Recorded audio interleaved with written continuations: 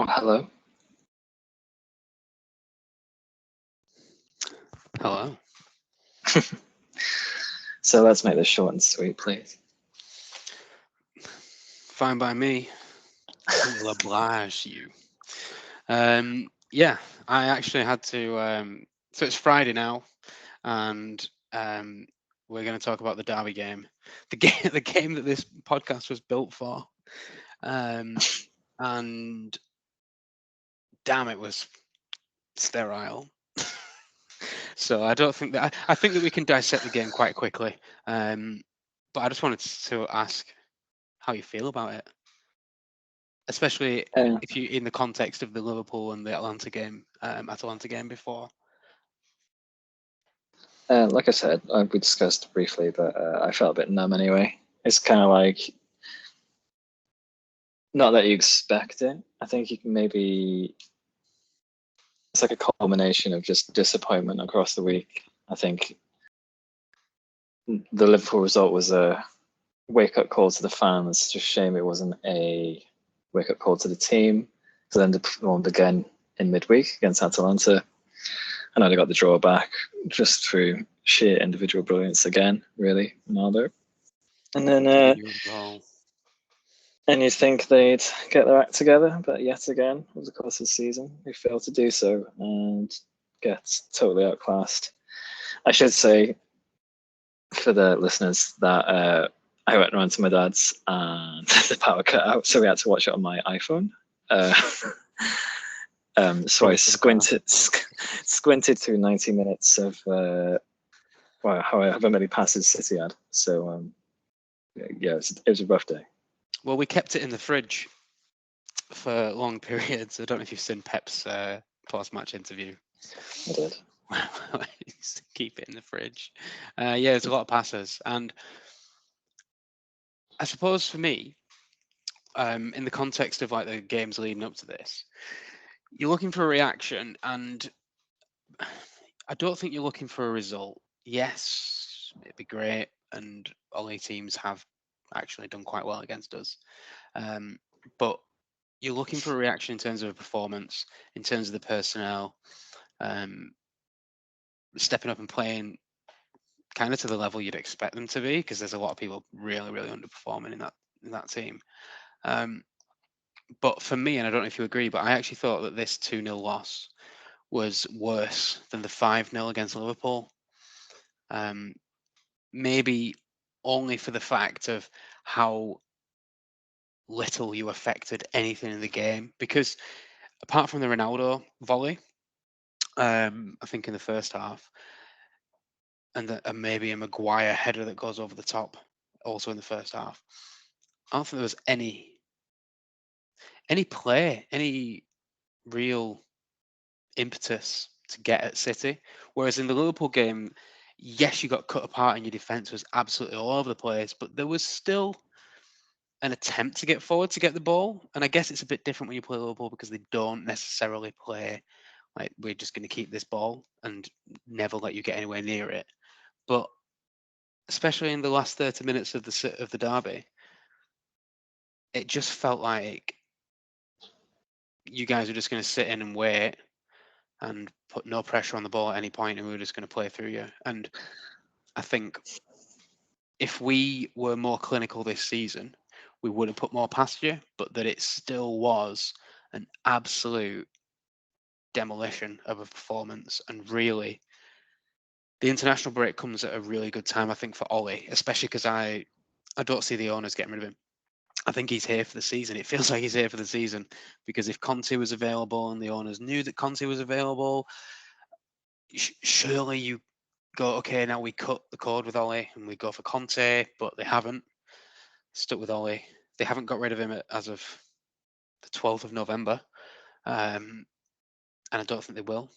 And therefore, to me, they've really got to find a way to make this team actually function. Not even necessarily play well, just function and not be in complete disarray whenever like people are getting at you. Because as you said, even at the Atalanta game, was it Zapata? Yeah. That was just pulling your defence apart, and that should not be the case with the players you've got. These players can play to a much higher level than what they currently are putting in for you. Well, there's a lot to recall there from what you just said. I Bit of a suppose you're right. monologue, sorry. It's all right. Been sitting on it for a week. See, I just flushed all those memories down the toilet. But so first off, I suppose you're right when you say like you'd rather see a team lose maybe 5-0, but put in like a performance at least like with a bit of attacking intent, not just sit back and take it. Especially at this level. I guess I see what you're getting at. I think personally for me, I've touched on this with you before, but like losing to Liverpool for me is worse than losing to you. Obviously, you do have to kind of recall and take into account the manner of the defeat. I think once the kind of first 2 goals went in against Liverpool, United still looked a bit at it. They still looked up for it. Once there was the a chance, first goal, wasn't there? There was a chance for you to get 2-1, and it felt like if that happened, that things would maybe settle down. It still felt okay at that point from a United perspective in the Liverpool game. Yeah. I was like, oh, you know what, 2-0 down in the first half. Yeah, no, that's not news. They can do that to you. I tell you, they've done that to us a few times. Just bang, bang, and you're behind. But yeah, we're still in it. Against City, well, okay, let's wind it back. But against Atalanta, you think, okay, their quality isn't as good. Their home record isn't very good, which is no disrespect to them because they're clearly a fantastic team. Play as a team rather than ourselves. But anyway, once that first goal went in against City, I was like, the heads dropped. It's like they were winded. It's just like, here we go again kind of thing. And I think we were scared. I think, especially second half, like you said, there was just a period of play where we sat back into I think it was let's call it Ole's traditional 4-2-3-1. And it was just, just sit back, try and soak up pressure. But we were just so blunt up front, didn't know what to do with anything. I think we held onto the ball. Maybe I'll be surprised if it was more than 10 seconds in the second half. I think we couldn't play it along the floor. It was just terrible. But not saying it was completely, United being crap. I think Kev had one of his better games this season. This was the first game where I feel. I mean, no, there was a game earlier in the season. I want to say in a cup. I can't remember which game it was, but Kev came back in and played okay, like he played all right. And then every other game he's played, I feel like he's been really off it. This game, he wasn't the best player of the game. There was a couple that I definitely put ahead of him, but he was back to a level where I was happy that when he received the ball, he would actually do something useful with it, which is shocking to say for Kev. I know that I said numerous times before, like if there's any player in the team, I'm fine with having a period of being really bad, like the form just drops off. It's Kev because his actual level isn't based on form. Like his technique is fantastic and his vision is fantastic, so he'll get that back. And this isn't that level at all, but it was nice to see him really getting involved and ticking things over and making, not that he made things happen because the 2 goals came from Cancelo, really, I think, but just playing to a level that I actually recognise of Kevin De Bruyne, to be honest. Yeah, I mean, although I thought Kyle Walker put in the best part of the game for the first goal. Carl wasn't direct. It wasn't directly for the first goal, but do you remember it was that first cross in, and then Gundogan hits it back across goal, and Lindelof clears it back out, and then it's pinged back out to left wing. Yeah, because it lands with Cancelo, doesn't it? And then he drives and crosses it in. Yeah, comes off by Which I think was actually that defensive line. That was bound to happen with the way your defense were actually zonally marking, because the back three is, I think, almost ludicrous to play when we have 6 midfielders. Like, we're not going to press, we're not going to be up where them 3 centre backs are. We're going to be everywhere else.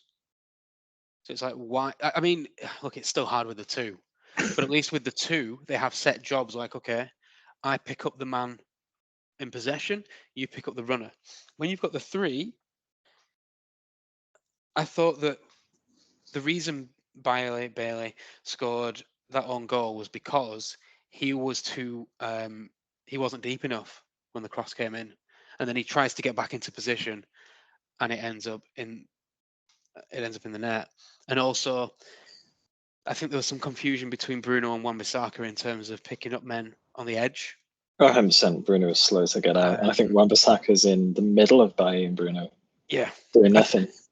I think Roy and Souness went hard on Bissaka for that. It was goal. his worst game. It was his worst game of the season. So yeah, he was constantly caught out by Foden as well when he kept stepping in, and I think that was all just down to the back line you had. I really think that people need to be able to take ownership in a formation like that, and two of them need to be able to feel like they can step out, because you don't need five back there at all moments, especially when all our possession is going to come, just in that space before the final third, just in that little transitional area.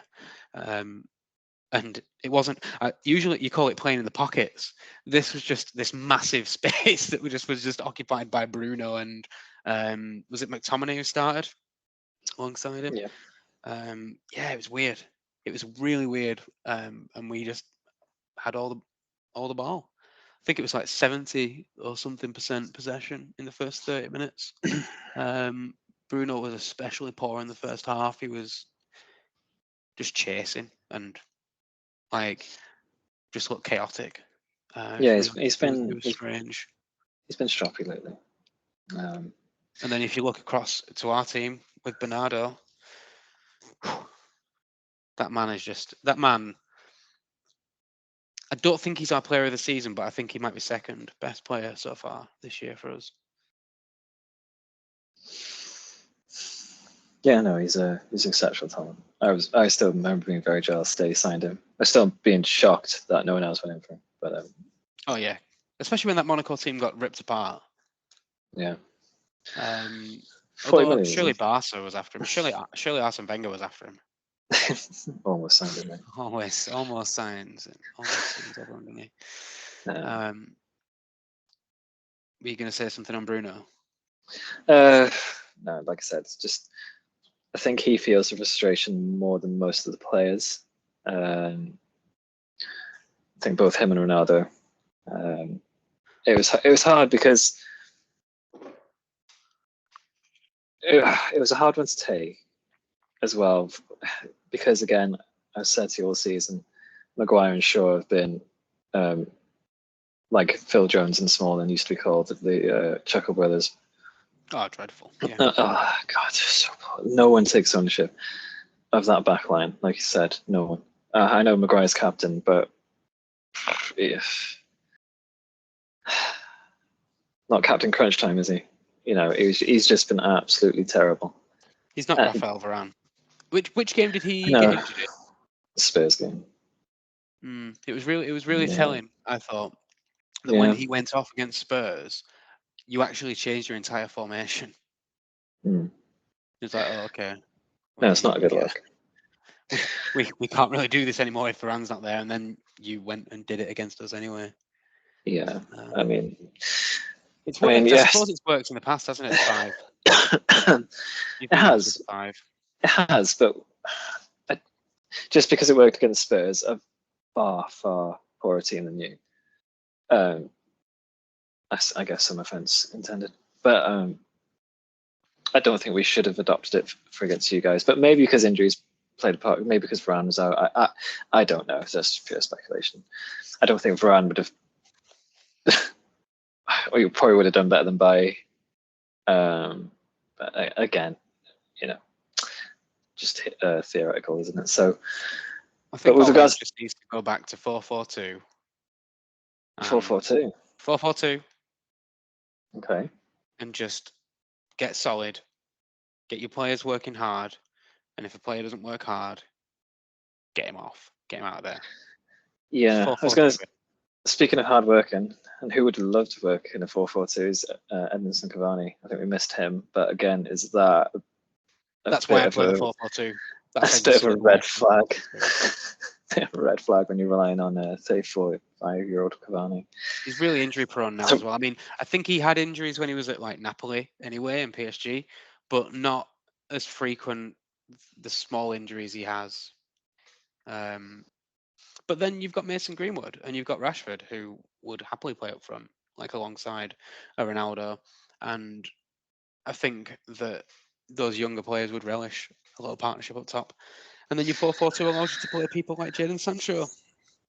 True. Donny van der Beek. But does Pogba get in there, the 4-4-2? No, Pogba goes. I think you've dropped. Honestly, I know that he's Gary Neville's player to watch every single year on Sky, but he has had all the chances you could possibly give to a player.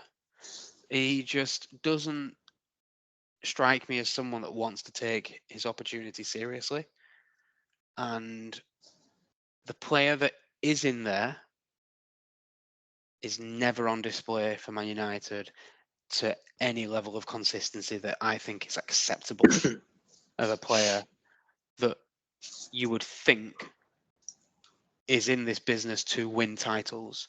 There are players out there that, play well with the team, get some good victories. That's sort of the level. Paul Pogba is a player that should be hoping to win everything that football has to offer. That's the level that he should be thinking at. Yet he plays at a level like he's just kind of happy to, not even that he's happy to be there, just that like nothing matters. There's no consequence to anything he does. I think he might have got that from Juventus, maybe, Disappointing. because of Vidal and Pirlo behind him, and that stalwart defense. Maybe like he had no consequences of actions. He can hold on to the ball as much as he wants. He can kind of gamble with passes and dribbles. I think maybe that feeds into it, but you've got to assume that there's a lot more that has made him the person he is, because he's been at your club now for 6 years. It's fine. I think it's his 5th. I think it's 6. Last year's contract is it? Or did we extend it?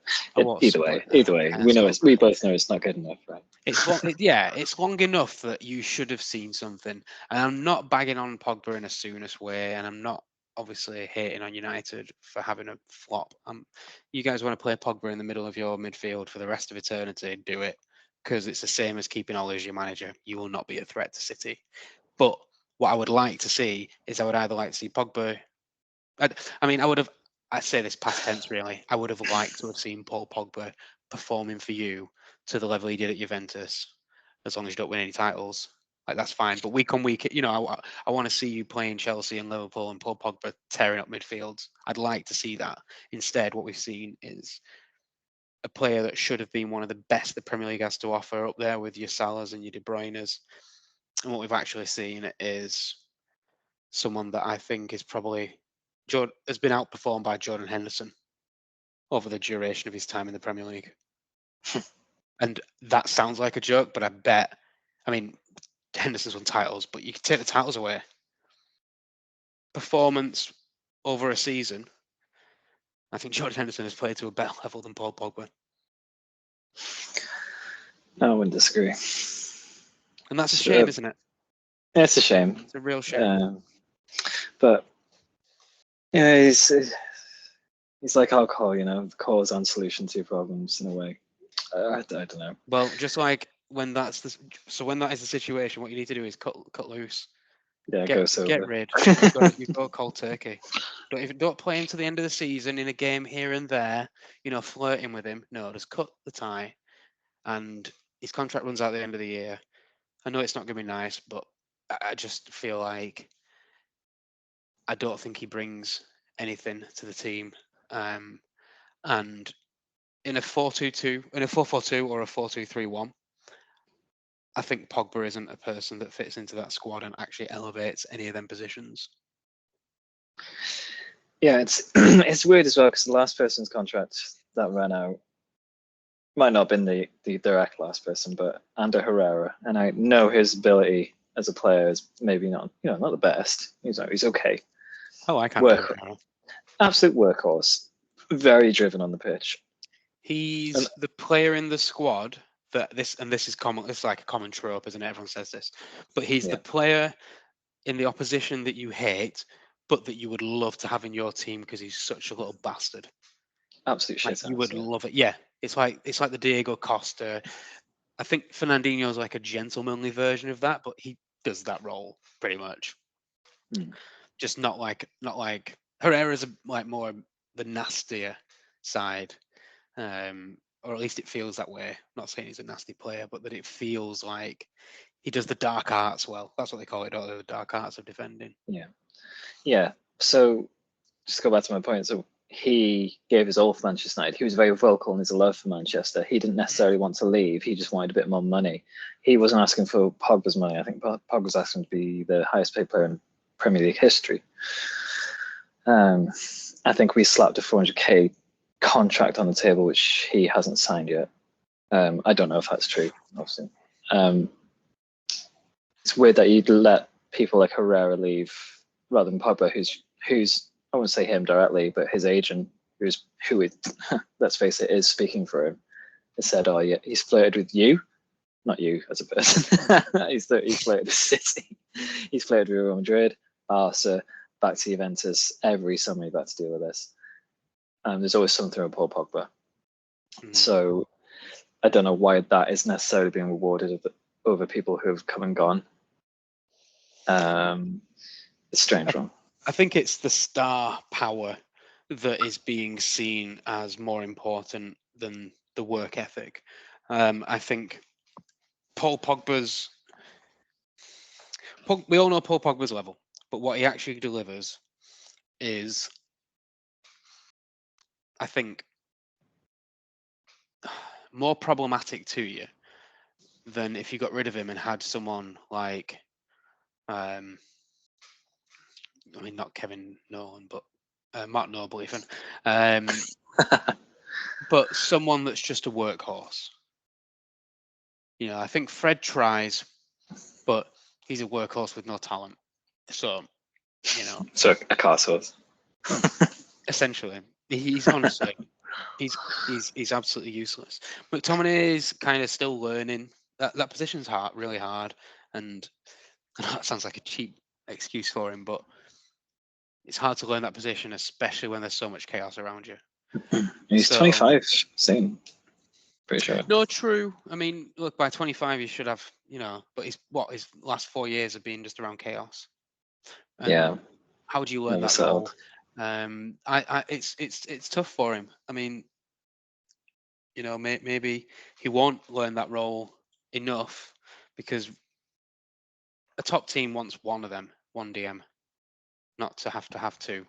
But yeah, especially when you've got an attacking lineup like yours.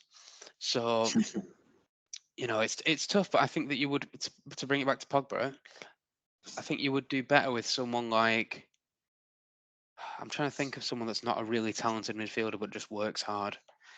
And Rice. Liverpool fans getting upset. Yeah, but he's really talented as well, and same for Souček. I know he's pretty perfect. Like Basuma?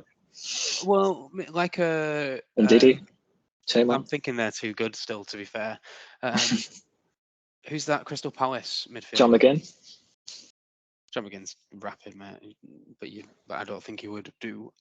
Palace, no, sorry. Mihojevic, what's his name? Mihojevic. The captain. I think, is it Palace?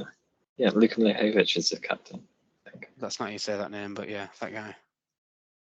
But I also can't say his name. Yeah. Either way, the guy who takes pens at Palace. Literally, the guy who takes pens at Palace. That guy. That's not so hard. He works hard, and he would add more to your squad because that's what you need. You need people that work really hard. You've got a lot of if you want Bruno and Ronaldo in the same squad, everyone else needs to work hard. Because last year, you were only carrying one player that wanted to be free and kind of a bit dynamic. Now you've got 2 or 3 because Greenwood's playing a lot, Rashford's back in the team, Ronaldo and Bruno. So you've got 3 or 4 that want to be mercurial. Yeah. You can't have 3 or 4. If I had to pick, I think Tell you what, I'll pick someone on the back of their Euros. So I'd say Renato Sanchez would have been a really good signing. Absolutely. He's a workhorse, and he's Absolutely. good on the ball as well.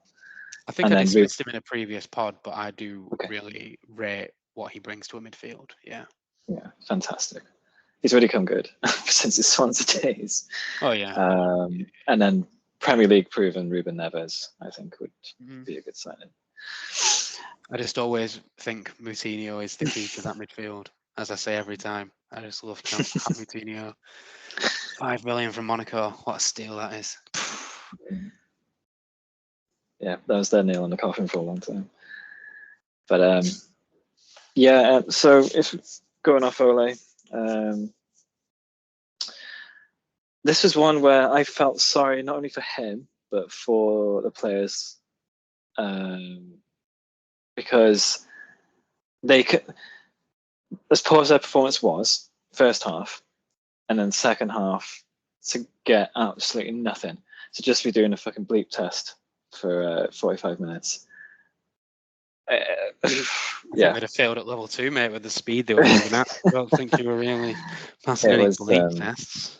but They were just doing the shuffle. Yeah. it would. It's where to lay blame.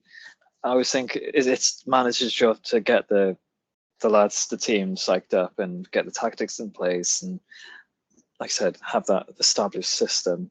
But Rather we had than not. just showing them Space Invaders before the game and saying, yeah, defend like that. Yeah, I mean, we put together that 3-5-2 like the week before, and it's like, cobbled it together. Now go and do that against City.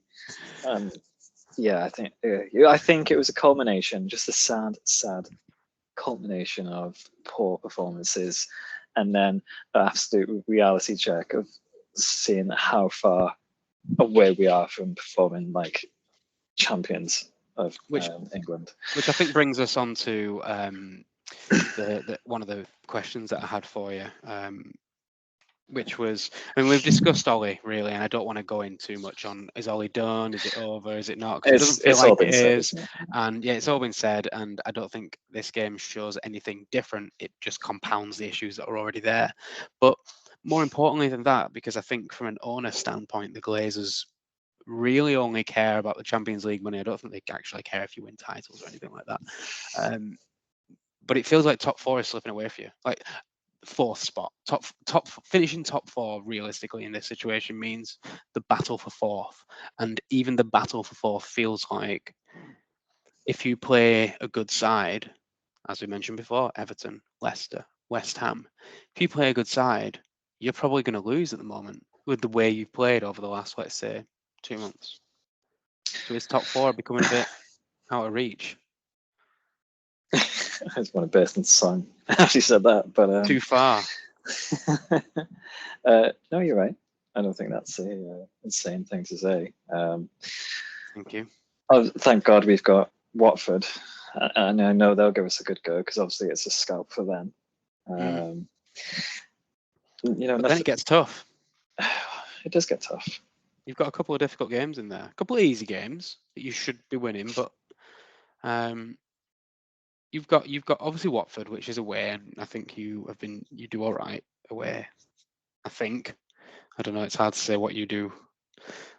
I'm pretty sure this season your away form is okay.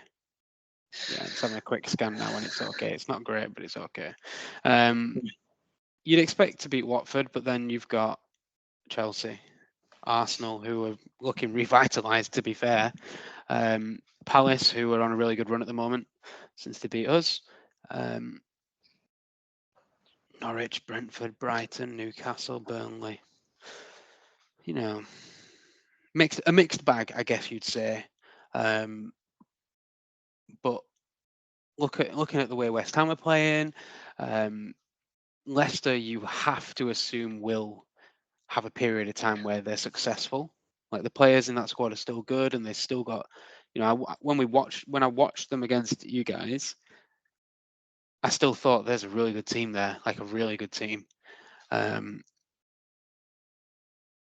And who else would be in that conversation? Are Arsenal in the conversation? Have they done enough? They're 5th, 3 points ahead of you. But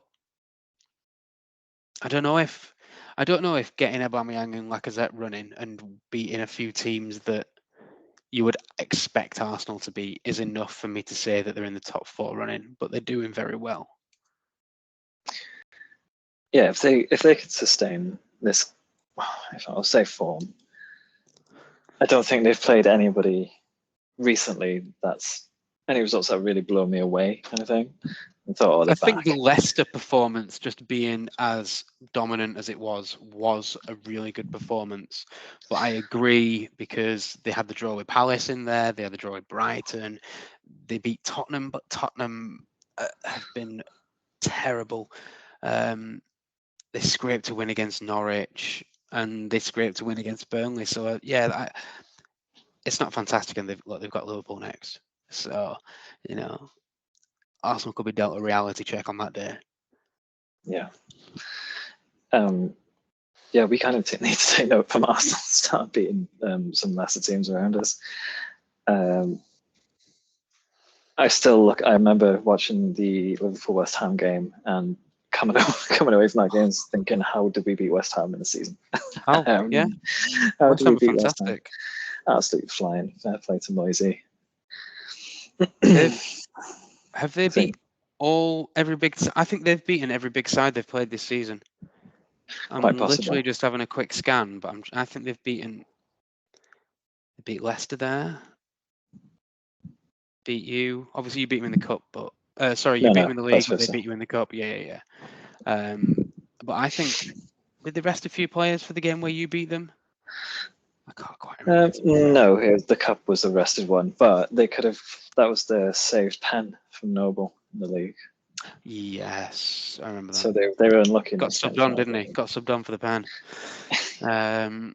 Beat Everton. Everton aren't a big team, but beat Spurs. Beat us. Smashed Villa, to be fair. And beat Liverpool. So, I mean, it's they're a team you expect to drop off at some point. They're probably the Leicester of this season. Like Leicester over the last 2 years have done really well until January and then dropped off because, especially if you're in Europe, which West Ham are, once those games start to become more important and you're also in the League Cup, where do you prioritise? And they don't have anywhere near enough depth to attack 2 or 3 fronts simultaneously. Up front, they've only got Antonio, I think. I don't know if I think anyone else is good enough to really take that role. Is Sebastian Haller still there? No, he's at Ajax. Because I really like... Is it Isaac?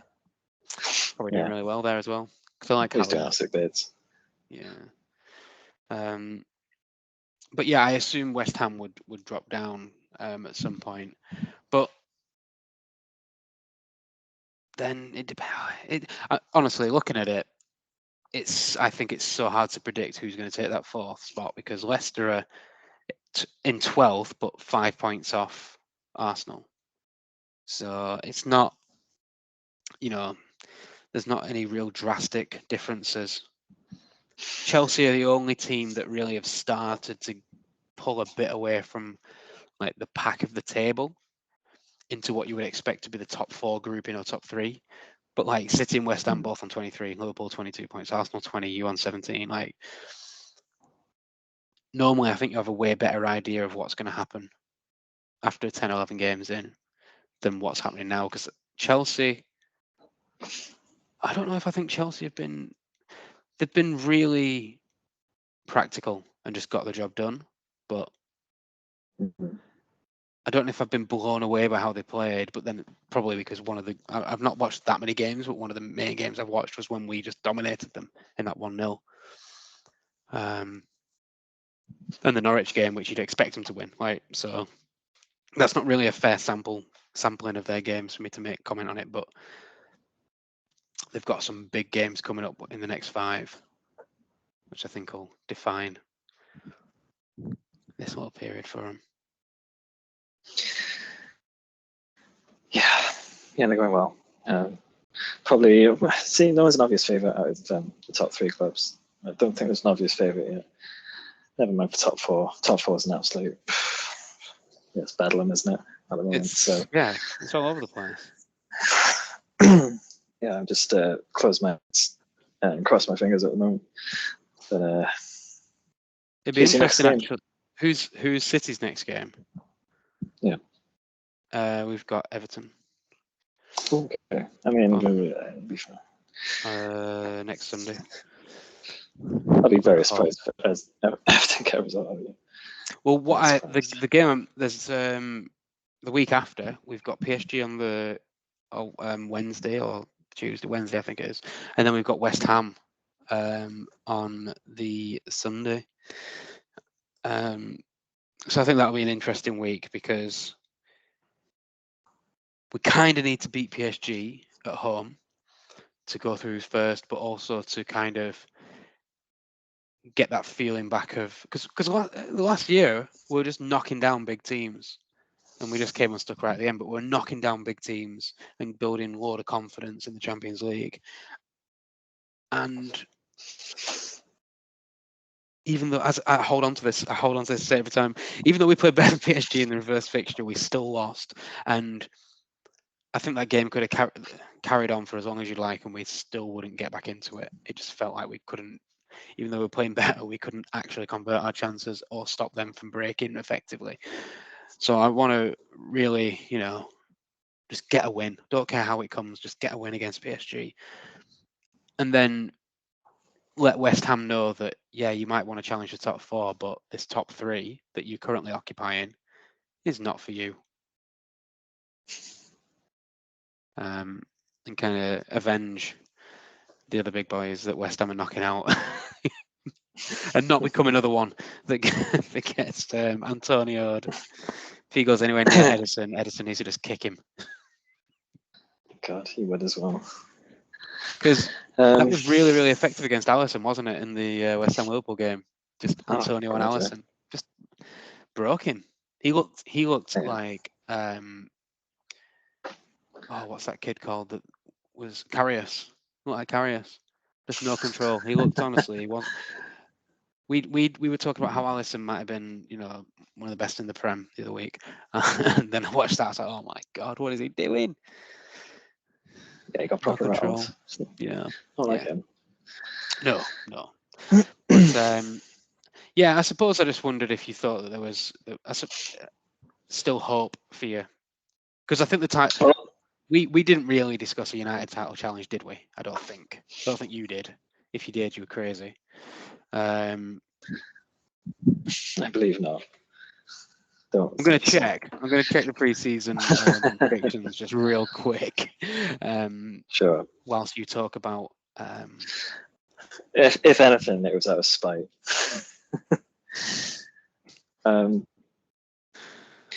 Yeah, obviously, nothing's guaranteed in football. But I thought we'd be guaranteed a few better results with the resources that we have. Yeah, I didn't think that by having a better team. Yeah, I don't think this would be a total capitulation so early on in the season. I mean, even the positive results, there are a lot of negatives to take away. There's a lot of lucky escapes.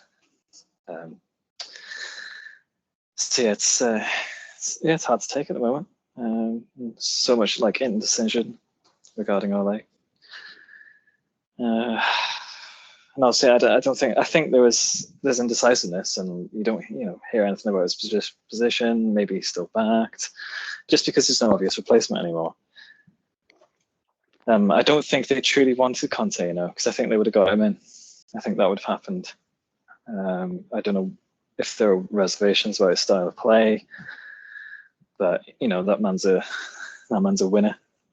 I don't think it's kind of the same vein as Jose per se. I think Jose was maybe, a bit lackluster. That kind of shine has been, chinked away. Whereas I think Conte's got a bit more drive, a bit more, adaptation to his game. I don't know. I think he's still on top of his game. We won't see it with Spurs because they're not good enough. I think you could see it with Spurs if you give them long enough there, and you will definitely see Spurs pushing because I don't think them. miles off in terms of points. I might have mentioned it before, I can't remember. But I think Conte does give them a potential fourth spot challenge, even in the short term. I think, yeah, maybe it doesn't fit what you would like as a philosophy, because I think you want a philosophy manager, don't you? I watched a football discussion show the other day. I can't remember what it was, and they were talking about how there's like philosophy managers and then winning managers. And yes, sometimes one's a bit of both, but realistically, those are the two camps. And I think what you want is a philosophy manager. Do you know, like a Brendan Rodgers? Like, is it Ten Hag from Ajax? Yeah. That's what you want. You want, like, Ole is a philosophy manager.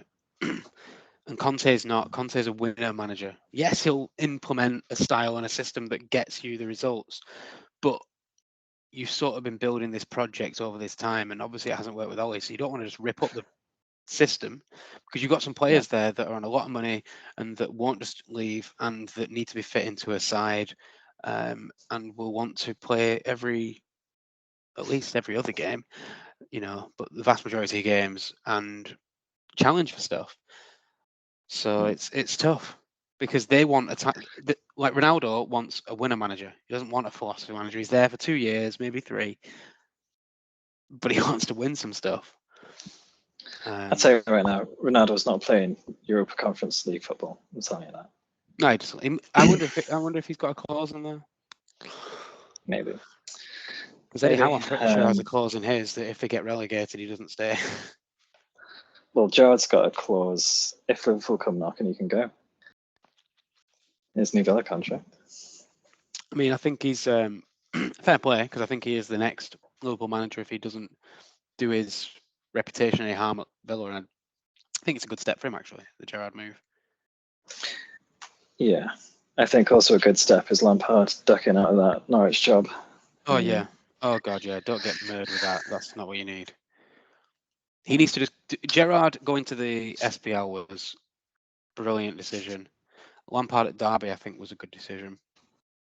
I get the Chelsea job, but his next job needs to be either abroad or just out of the spotlight. Not in a relegation scrap. Come on. Don't get involved in that, Lamps. Yeah. I think you mentioned Rodgers before, and I think that's kind of over the past couple of days become a bit of a rumour that he's the manager United have identified. Yeah, but he wants a City job. So, don't know. I think he does.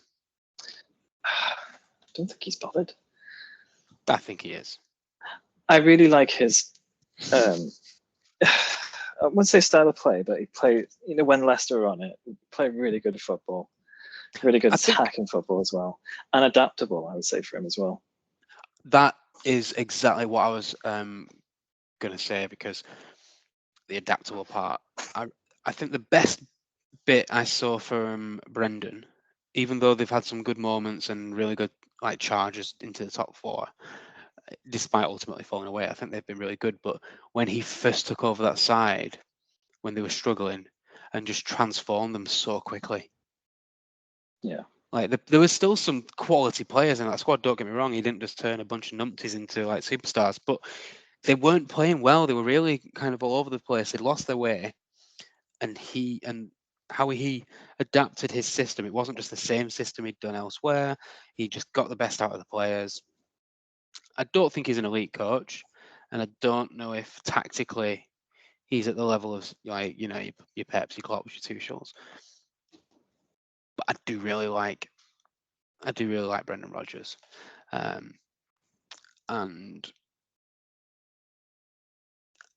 I think there's a real lack of managers out there that I would like in the top jobs.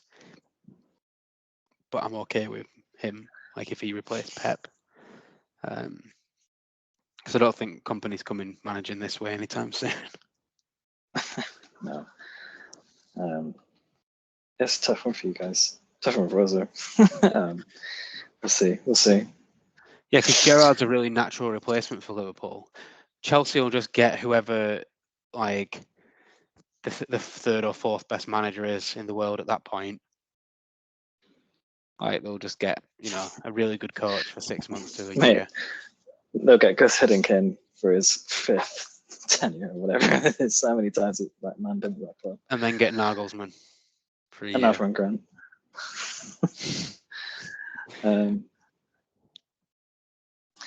Yeah, who knows? Yeah, the future doesn't look great, but I'm sure after you whoop Watford 4-0, everyone will think Ole back at the wheel and everything's right again. I don't think that. I think that's gone out the window, mate. I think that ship sailed. For your sake, I hope so, but for our sake, I hope that Ole stays forever. Oh, But that would be okay. impressive. You should get that tattoo Ole forever. right across your butt. I'll do that. Get it as a tramp stamp. I'll do that as a cover version of the Spice Girls Viva Forever.